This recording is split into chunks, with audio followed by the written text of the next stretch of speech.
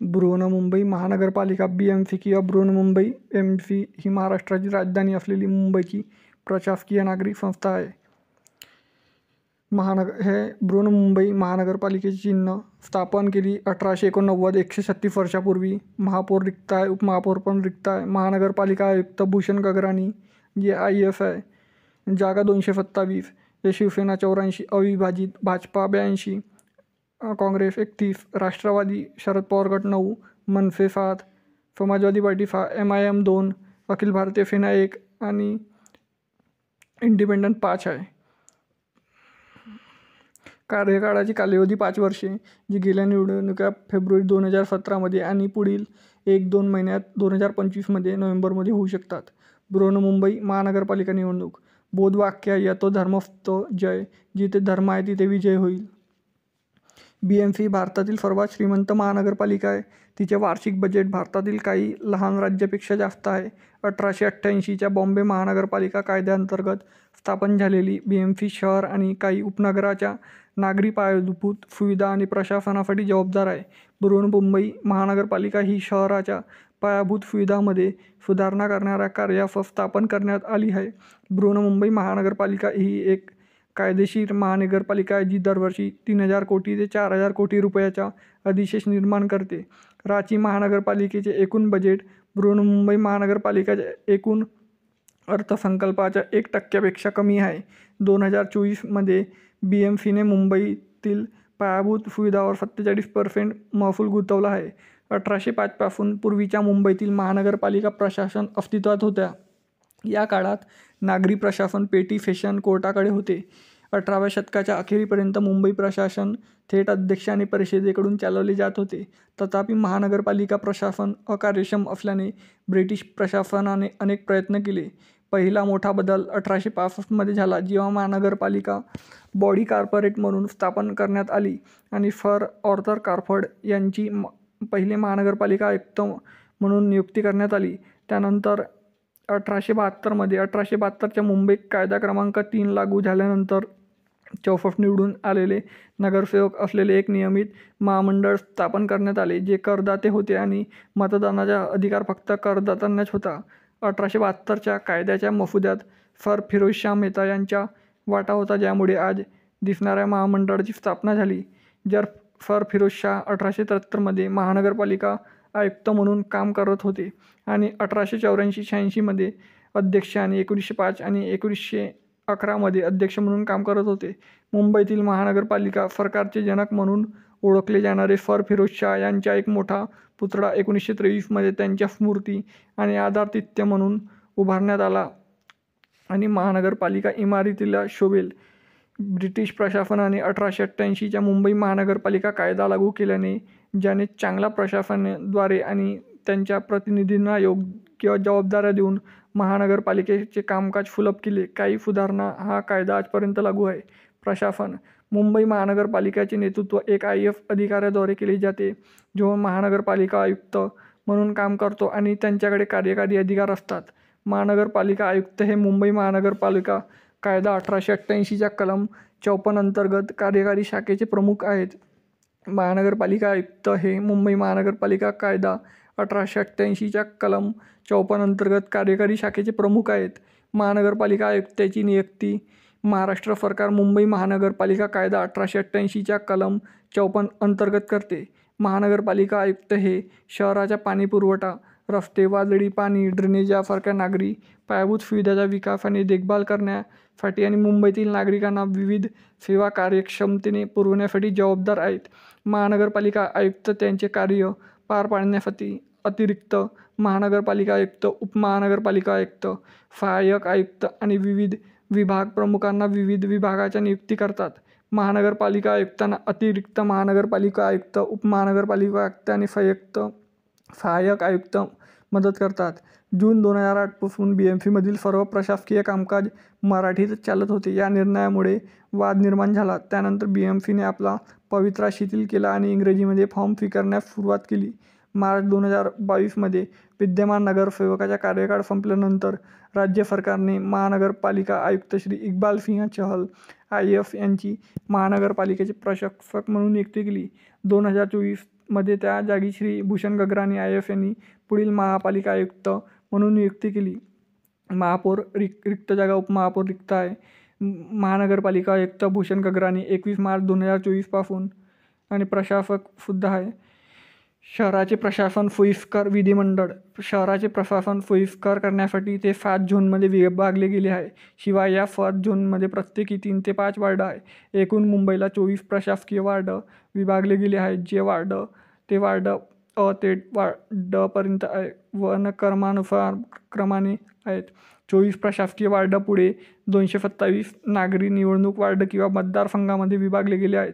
24 प्रशासकीय वार्डापैकी सर्वात लहान ब वार्ड आहे, ज्यामध्ये फक्त 3 निवडणूक वार्ड आहे, तर पी उत्तर वार्ड 16 निवडणूक वार्डाचा सर्वात मोठा आहे. प्रत्येक निवडणूक प्रभागाचे नेतृत्व एक नगरसेवकाकडे असतो. नगरसेवक हा निवडणूक प्रभागाचा प्रभारी असतो आणि सर्वसाधारणपणे त्याच्या विकासासाठी जबाबदार असतो. विधिमंडळाप्रमाणेच नगरसेवक निवडण्यासाठी दर 5 वर्षांनी निवडणुका होतात. मागील निवडणुका 2017मध्ये झाल्या होत्या. 2017च्या निवडणुकीत पहिल्यांदाच एका प्रभागातून 121 उमेदवार निवडणूक लढले होते. राघवेंद्र सिंह हे 21व्या वर्षी निवडणूक लढवणारे सर्वात तरुण अपक्ष उमेदवार होते. 2017मध्ये शिवसेनेचे हर्षद करकर हे 23व्या वर्षी निवडणूक जिंकणारे सर्वात तरुण उमेदवार होते. नगरसेवकांनी आपापसात एक महापौर निवडायचा आहे, जो मुंबईचा पहिला नागरिक असेल.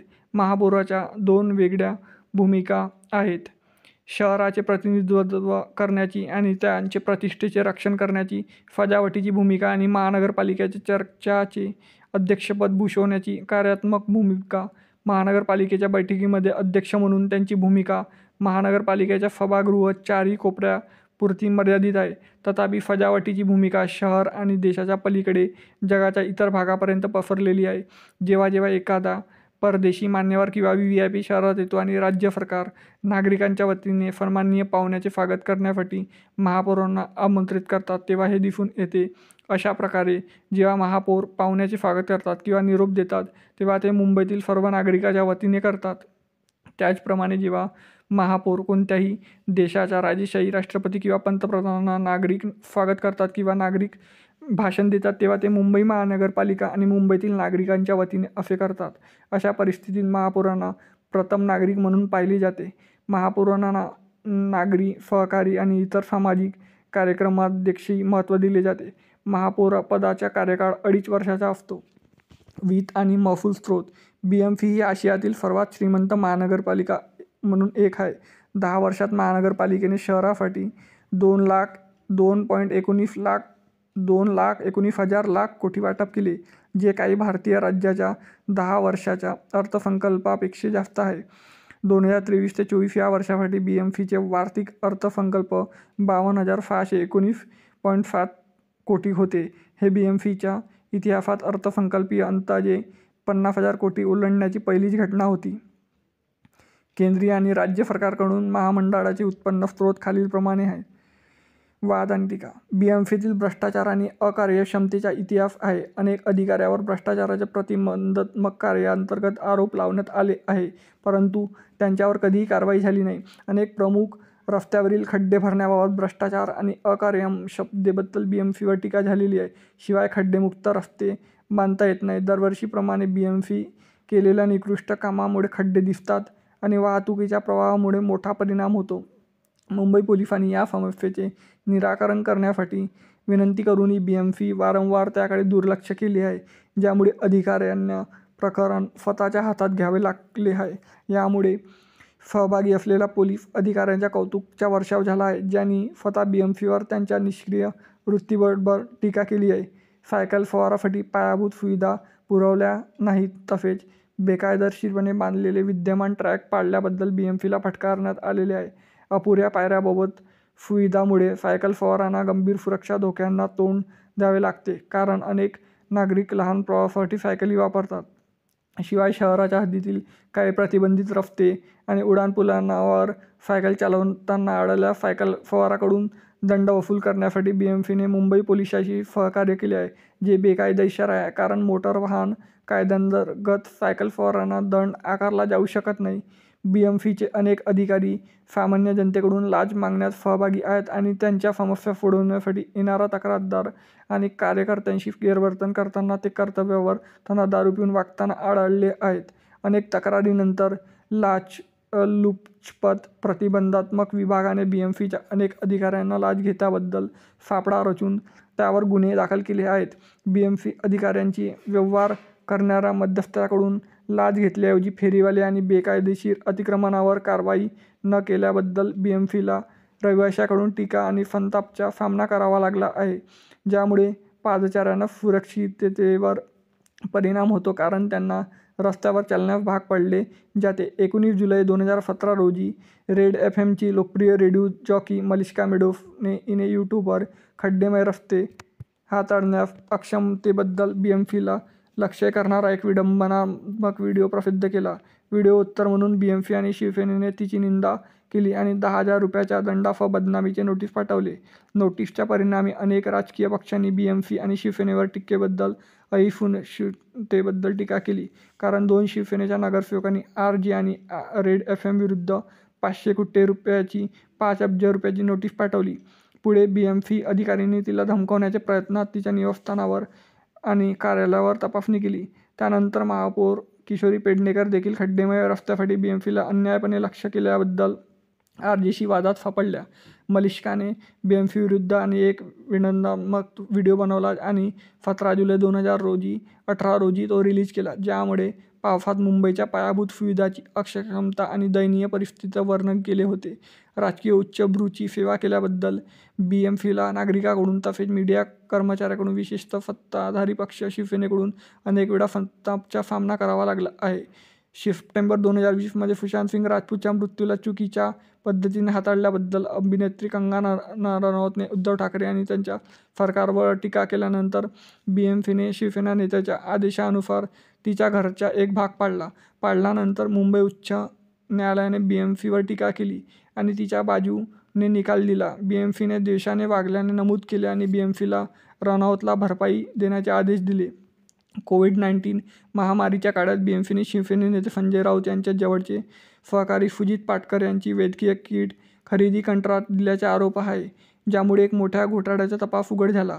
माजी महापौर किशोरी पेडणेकर यांचाही या घोटाळ्यात सहभाग असल्याचे आढळून आले. गोखले पुलाच्या पुनर्बांधणीदरम्यान जनतेने आणि माध्यमांना केलेल्या अक्षमता आणि निष्काळजीपणाबद्दल BMFला संताप आणि व्यापक निषेधात्मक सामना करावा लागला आहे. फेब्रुवारी 2024 मध्ये बांधकाम पूर्ण झाल्यानंतर पुलावरून प्रवास करणाऱ्या रस्त्याच्या वापरकर्त्यांना असे आढळले की पुलाला बर्फीवाला उड्डाणपुलाशी जोडण्यात मोठी तफावत आहे. मागील पूल या उड्डाणपुलाशी जोडला गेला होता. सामान्य नागरिकांकडून टीका आणि सोशल मीडियावरून प्रतिकारानंतर BMFने एक प्रेस निवेदन जारी केले आणि म्हटले की पूर्ण बांधणीचा पहिला टप्पा दोन्ही उड्डाणपुलांना जोडण्याचा त्यांचा कधीही हेतू नव्हता. 13 मे 2024 रोजी घाटकोपर प्रदेशात एका इंधन पंपावर एक मोठे होर्डिंग कोसळले, ज्यामध्ये 17 जणांचा मृत्यू झाला आणि 74 जण जखमी झाले. मृतांपैकी 2 अभिनेता कार्तिक आर्यनचे नातेवाईक होते. BMF अभिनेत्यांनी मान्यता दिली असली तरी तपासणीत असे दिसून आले की होर्डिंग बेकायदेशीर होते, ज्यामुळे भ्रष्टाचार, लाचखोरी आणि अक्षमतेचे आरोप झाले. त्यानंतर एक विशेष तपास पथक नियुक्त करण्यात आले, ज्यांनी होर्डिंग मालक भावेश भिंडे आणि ते मंजूर करण्यात BMF अधिकाऱ्याच्या ताब्याचा घेऊन आरोपपत्र दाखल केले. एप्रिल 2025 मध्ये 90 वर्ष जुने दिगंबर जैन मंदिर प्रार्थना सुरू असताना पाडण्यात असल्याचा आरोप झाल्यानंतर जैन समुदायाकडून BMFला मोठ्या प्रमाणात निषेधाचा सामना करावा लागला. मुंबई उच्च न्यायालयाने हस्तक्षेप केला आणि पुढील बांधकाम थांबवण्याचा आदेश दिला आणि BMFने विले पार्ले येथील वार्ड अधिकाऱ्याशी बदली केली, जिथे मंदिर होते. मंदिराजवळील एक रेस्टॉरंटला विस्तार करायचा होता, परंतु निर्बंधामुळे ते करू शकले नाही. त्याच्या लाचखोरीचे आरोप करण्यात आले. महसूल करामधून मिळणारे महामंडळाला उत्पन्न खालीलप्रमाणे आहे. मालमत्ता कर, व्यवसाय कर, मनोरंजन कर, वस्तू आणि सेवा कर सारखे केंद्र आणि राज्य सरकारकडून अनुदान, जाहिरात कर, महामंडळाच्या करासहित पाणी शुल्क, कागदपत्र सेवाकडून शुल्क, महानगरपालिकेच्या मालमत्तेतून मिळालेले भाडे, महानगरपालिकेच्या रोख्यामधून निधी.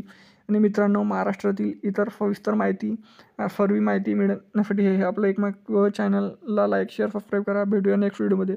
तोपर्यंत जय हिंद, जय महाराष्ट्र.